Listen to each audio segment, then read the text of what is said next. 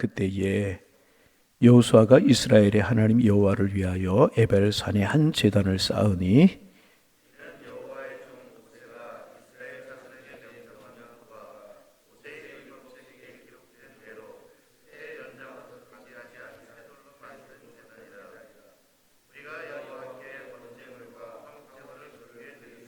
여호수아가 거기서 모세가 기록한 율법을 이스라엘 자손의 목전에서 그 돌에 기록하매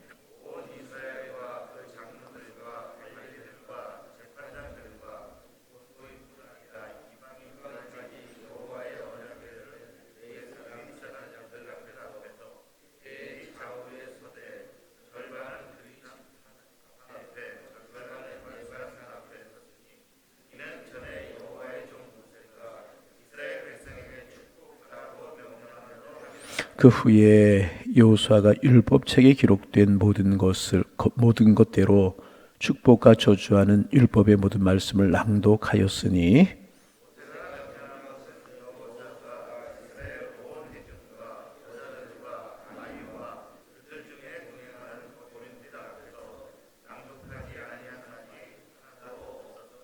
아멘.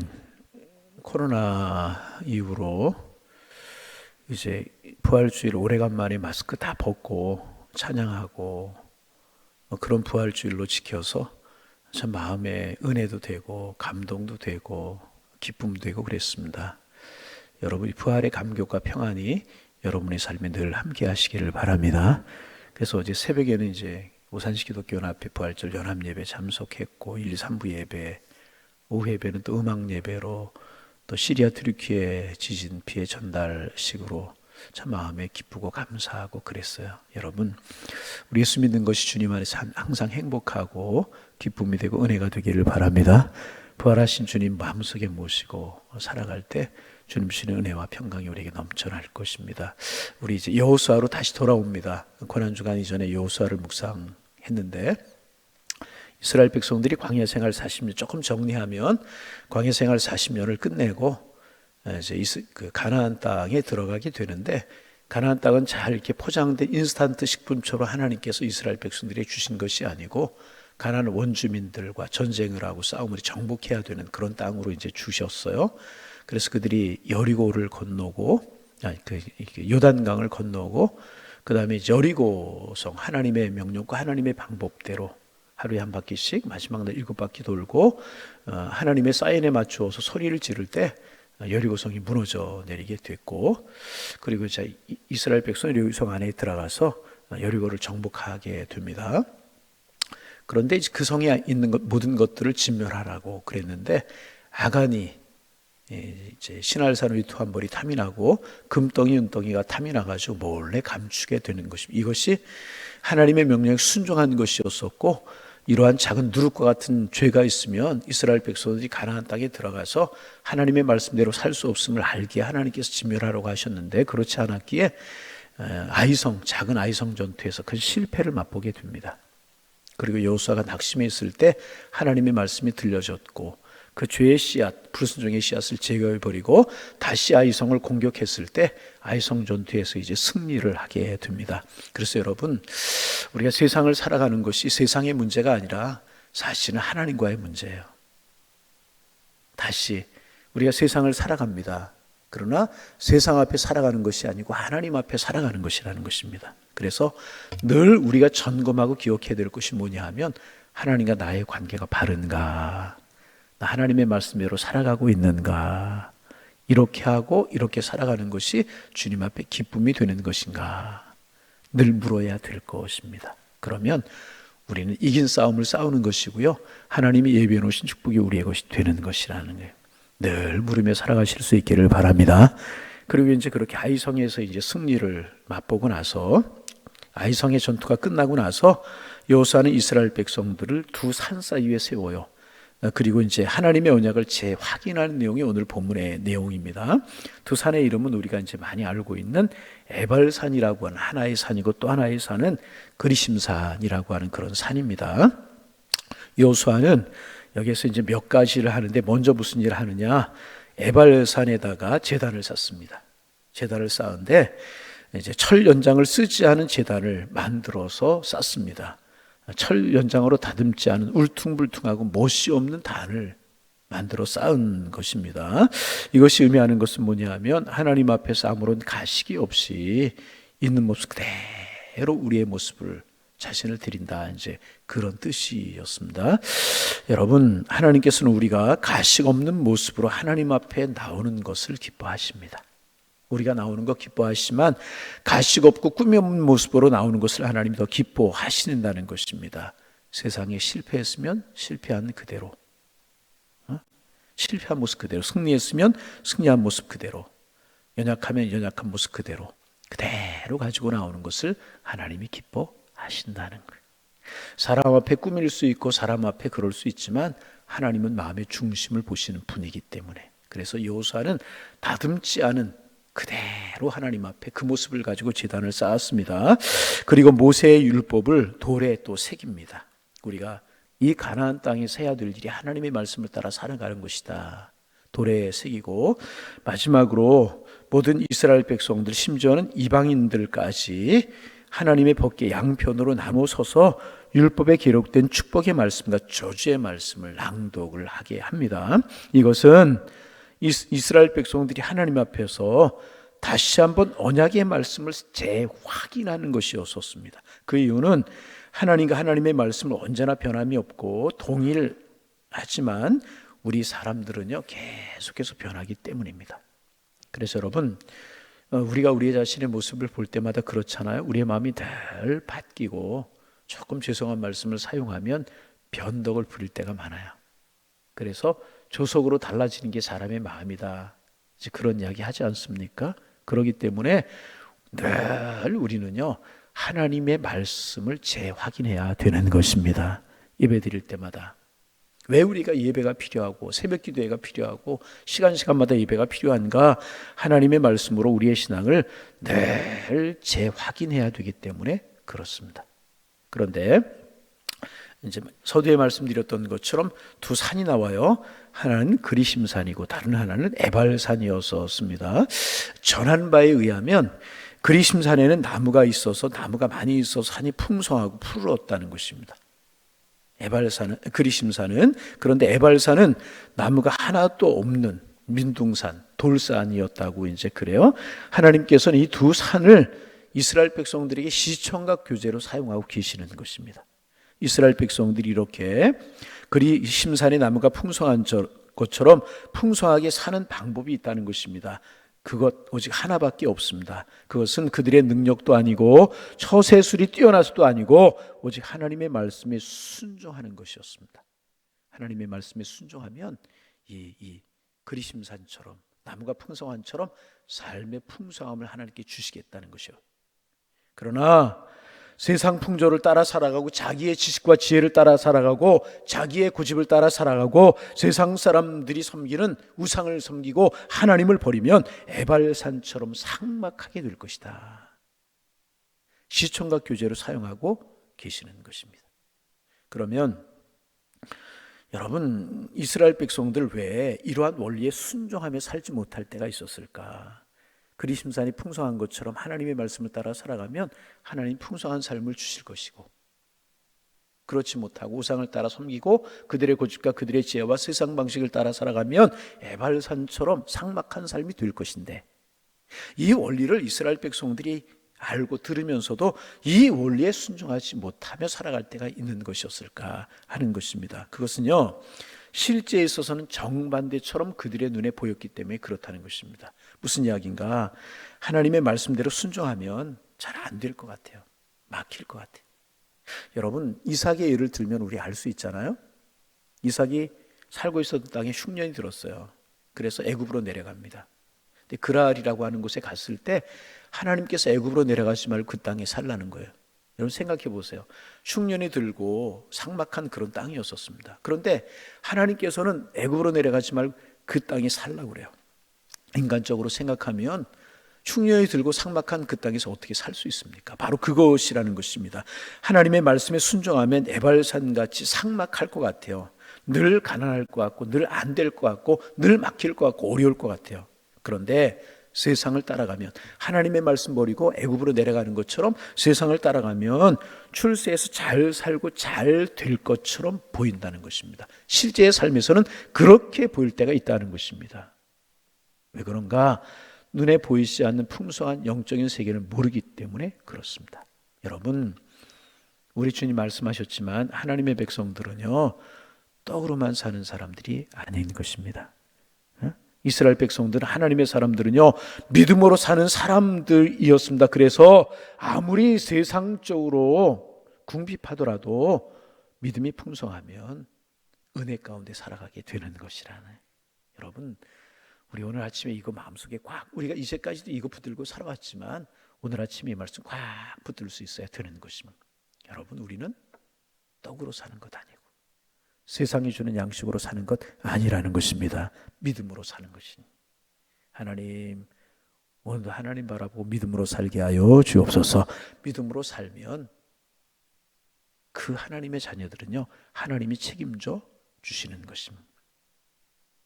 꽉 붙들 수 있어요. 오늘도 믿음으로 살게 하여 주옵소서.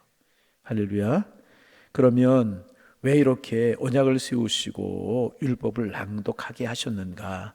이렇게 언약을 세우는 것은요, 모든 이스라엘 백성들이 전적으로 하나님의 말씀에 헌신되어야 한다라고 하는 표시였었습니다. 그리고 이때 하나님의 큰 권능이 그들에게 임하게 되는 것이고, 바로 이것이 부흥의 역사인 것입니다. 여러분, 원래는 이스라엘 백성들 안에 하나님의 영광과 능력이 충만하게 임하는 것이 정상입니다. 왜? 하나님의 백성이기 때문에. 그러나 하나님의 백성들이 하나님의 말씀을 멀리하고 자기의 생각대로 세상을 따라가기에 하나님의 능력이 나타나지 않는 것입니다. 왜냐하면 하나님께 대한 이스라엘 백성들의 주파수가 맞지 않기 때문에. 여러분, TV가 아무리 잘 나오고 방송이 아무리 잘 나와도 주파수가 맞지 않으면 화면이 흔들리고 안 나와요. 주파수가 딱 맞으면 소리도 잘 나오고 화면이 깨끗하게 나오잖아요. 하나님께 주파수를 맞춰야 되는 것입니다. 그런데 그렇지 않으면 하나님의 은혜가, 하나님의 축복이 내 것이 되지가 못하는 것입니다. 그래서 참 이때 지도자가 해야 될 일은 뭐냐 하면 백성들을 권면해서 하나님의 말씀으로 돌아가자고 해야 하는 것입니다. 그리고 지도자가 이런 결단을 보일 때 백성들이 따라가게 되는 것입니다. 그래서 그럴 때 위대한 부흥이 일어나고 하나님의 복이 임하게 되는 것입니다. 이스라엘 역사를 보세요. 하나님의 말씀에 순종하고 하나님의 말씀을 따라갈 때 부흥이 일어났잖아요. 그런데 하나님의 말씀 따라가지 않을 때 그들의 삶이 힘들고 어려웠잖아요. 여러분, 사사기에 보면 이러한 일들이 잘 나와. 우리가 이제 서유수가 끝나고 나서 사사기도 다시 한번 묵상할까 그런 생각이 드는데, 사사기에는 계속 반복돼요. 사이클이. 하나님의 말씀에 순종하면 하나님께서 평안과 축복을 허락하셔요. 그러면 또 이스라엘 백성들이 하나님 명령 거역하고 불순종하고 그러는 거예요. 그러면 고난이 오고 질고 가요. 어떻게? 이방민족, 블레셋, 모압, 암몬 이런 나라들을 세우셔서 이스라엘 백성을 힘들게 하는 거예요. 그러면 또 이스라엘 백성들이 부르짖고 하나님 앞에 기도해요. 그러면 지도자를 세우셔요. 그때 세우는 지도자가 사사라고 하는 사람들. 그들이 하나님의 말씀으로 돌아가자, 하나님 섬기자. 그러면 이스라엘 백성들에게 또 하나님께 평안을 주고 기쁨을 주시는 것입니다. 여러분, 여호수아는 그래서 우리 모두 하나님의 말씀으로 돌아가자 그렇게 이야기합니다. 여러분, 여호수아와 이스라엘 백성들의 지도자가 한 말씀 여러분들에게 똑같이 합니다. 우리는요, 하나님께로 돌아가야 될 것입니다. 하나님의 말씀으로 돌아가야 될 것입니다. 그러면 하나님 우리 책임져 주시는 거예요. 어차피 믿을 바에는 하나님의 말씀대로 철저하게 믿자는 것입니다. 여러분, 똑같은 말씀 이야기합니다. 믿을 바에요, 철저하게 하나님의 말씀대로 믿는 우리가 되기를 원합니다. 어차피 우리는 하나님께 모든 것을 올인한 사람들이잖아요. 이스라엘 백성도 하나님이 책임져 주어야 살아갈 수 있었듯이 우리 오늘을 살아가는 이스라엘 백성들 영적인 하나님의 사람들이기 때문에 하나님이 복을 주셔야, 하나님 인도하셔야 살아갈 수 있는 사람들이잖아요. 믿을 바에 하나님의 말씀을 철저히 믿는 것입니다. 그리고 그 여호수아의 말에 이스라엘 백성들은요, 마음에 감동이 되었어요.